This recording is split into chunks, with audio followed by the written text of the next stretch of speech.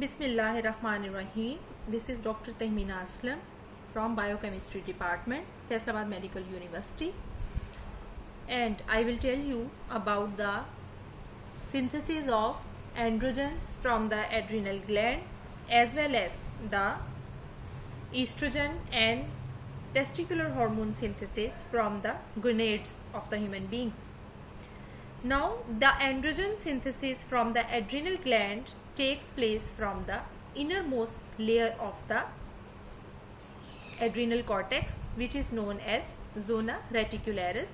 From the outer to the inner layers, I told you the mnemonic of GFR. So the innermost layer that is shown in the inside of this graph is known as zona reticularis, and the formation of androstenedione, the main androgens of the adrenal gland, is there from the main precursor of the cholesterol.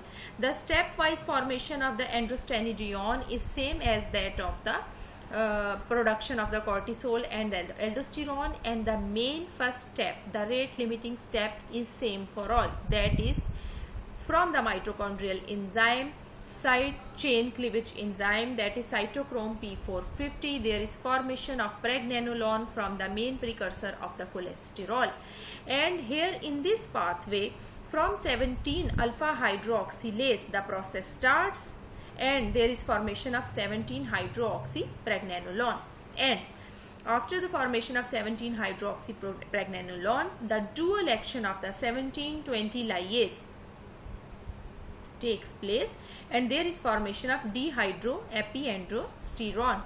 Now this dehydroepiandrosterone is the intermediate product in the formation of the androstenedione, that is formed by the dehydrogenation reaction at the position number 3 from the 3-beta hydroxysteroid dehydrogenase. Now this androstenedione is the precursor of the many different types of androgens. One of the example is testosterone, and this androstenedione is the main androgen produced from the adrenal cortex. In this step, there is first hydroxylation reaction in the 17th carbon, and then there is side chain, that was 2 carbon containing side chain cleavage takes place, lysis takes place at carbon number 20, and then after this lysis by the lyase enzyme, the dehydrogenation reaction takes place at the position number 3. Now this androstenedione possesses the almost similar properties as that of the testosterone. So the biosynthesis involves the formation of the androgen by main enzyme 17 alpha hydroxylase that acts upon 17 hydroxy pregnenolone. Now we see that if there is deficient enzyme, that is 17 alpha hydroxylase deficiency takes place, or it is congenitally absent by some means, what happens is that there will be blockage of the further processes of the formation of the cortisol as well as for the formation of the androgens.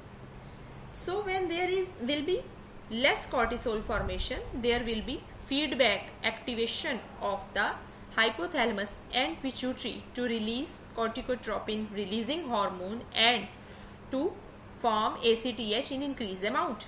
This ACTH increase in amount will activate the adrenal cortical cells to produce more hormones in the form of cortisol and will lead to the hyperplasia of these cells. So this is known as congenital adrenal hyperplasia due to increased production of ACTH due to the congenital deficiency of 17 alpha hydroxylase. So this congenital adrenal hyperplasia in the absence of the 17 alpha hydroxylase will lead to the increased formation of the other pathways. There will be increased trigger in the other pathways in the absence of the cortisol formation.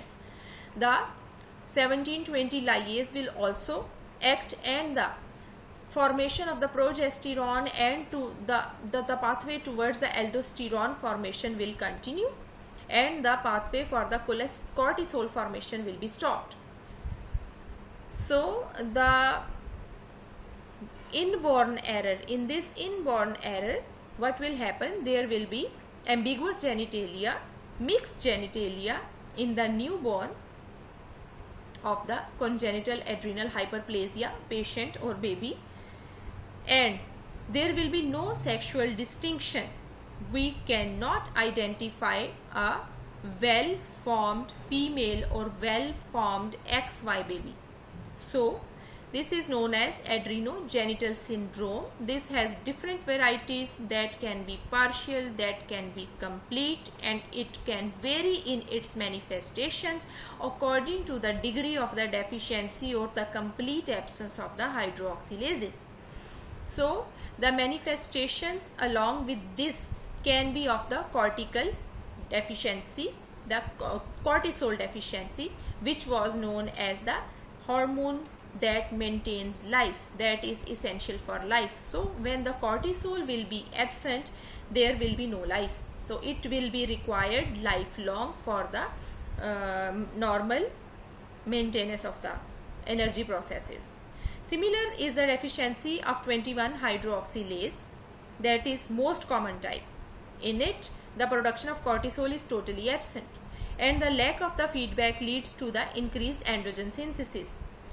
This is also explained in this graph, that the 21-hydroxylase deficiency, in this 21-hydroxylase deficiency, what will happen is that 21-hydroxylase from the endoplasmic reticulum of the central layer will be absent. So there will be no further formation of the cortisol. And if there is no formation of the cortisol, what will happen? That the precursors of the different pathways, progesterone formation and androstenedione formation, will be increased because the central pathway has been blocked. So formation of aldosterone and increased formation of androstenedione will take place. This will lead to the increased androgen synthesis, and this would result in virilization of the female children who develop ambiguous genitalia. होता ये है कि जो female baby होगा वो due to increase androgen exposure ambiguous genitalia depict karega, that will phenotypically be not a female. So if the the virilization of the female take place when she grows up, and precocious puberty takes place when the male babies grow up. So early diagnosis and supplementation of cortisol is effective in these children, क्योंकि cortisol is totally absent, so it has to be given to maintain the life of the person, and the developmental processes and the reproductive life becomes a difficult process when there is no specific well-formed external and internal genetic system. Similar is the deficiency of 11-hydroxylase.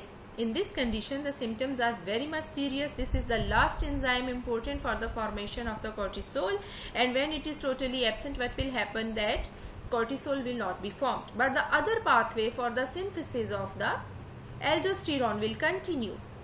Cortisol will not be formed, but the other pathway for the formation of the aldosterone will be continued. The 11-beta hydroxylase, when it is deficient in the central layer, the outermost layer is functional, so the aldosterone formation will be there and increased in amount because of the blockage of this pathway. So what will happen? There is increased water and salt retention and loss of the potassium, that will lead to the hypertensive variety of adrenogenital syndrome, because there is also increased production of androstenedione.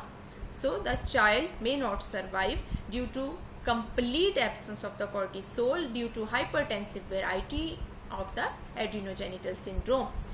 So this was the formation of the steroids in the form of androstenedione from the adrenal cortical cells. Now there is testicular steroidogenesis, steroid hormones produced in the testicular glands, and these steroid hormones from the testicular glands almost follow the same pathways and same routes, and same enzymes are involved in this place, in the place of the gonads also.